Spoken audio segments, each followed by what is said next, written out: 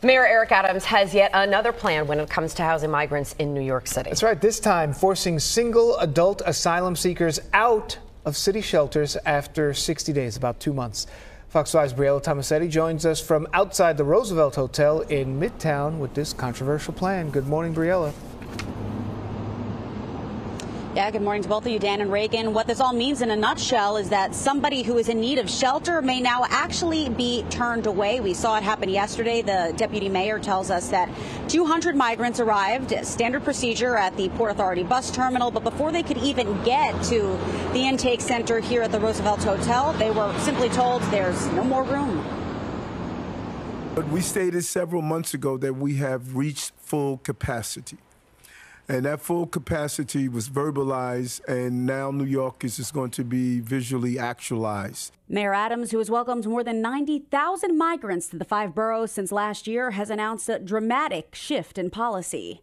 Starting soon, City Hall will give adult asylum seekers who are already in the shelter system just 60 days notice to find alternative housing. After that, they'll have to reapply for a slot at the city's intake center located at the Roosevelt Hotel. Additionally, the mayor's team will be handing out flyers at the border and creating a social media campaign to discourage migrants from coming to New York City because there is no more room. This is the only way we can make critical needed space for families and children.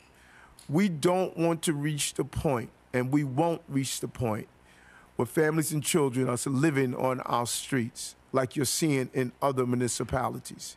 There are currently 50,000 migrants under the city's care. To put things into perspective, that's more than half of the city's total shelter population. New York City is also one of the only places in the country with a right to shelter law, which means anyone who needs a bed will have one for as long as they need. It's one reason why immigration advocates are calling the sudden change in policy unacceptable. And I don't think it's fair that they're being evacuated or evicted from New York City. Community activist Power Malu runs a nonprofit that has been arranging free transportation, food, and other services for migrant families. I don't think that they're doing enough to search for more space. I don't think they're doing enough to get people out of the shelter system that have been hostages for years since before the migrants got here. The Adams administration is challenging the right to shelter law in court. The move has received significant pushback from the Legal Aid Society and other critics.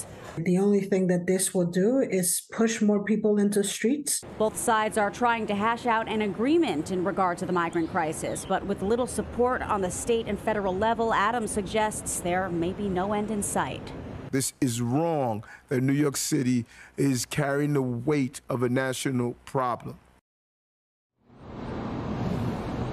Migrants will not be totally on their own when it comes to looking for new housing. Social workers will be there to help guide them through the process. Now, if they can't find new arrangements within 60 days, they'll be forced to wait wherever they can, even if it's on the street, until shelter space opens back up. For now, they're live outside the Roosevelt Hotel. Dan and Reagan, back to you. A very complicated situation. Briella, thank you very much.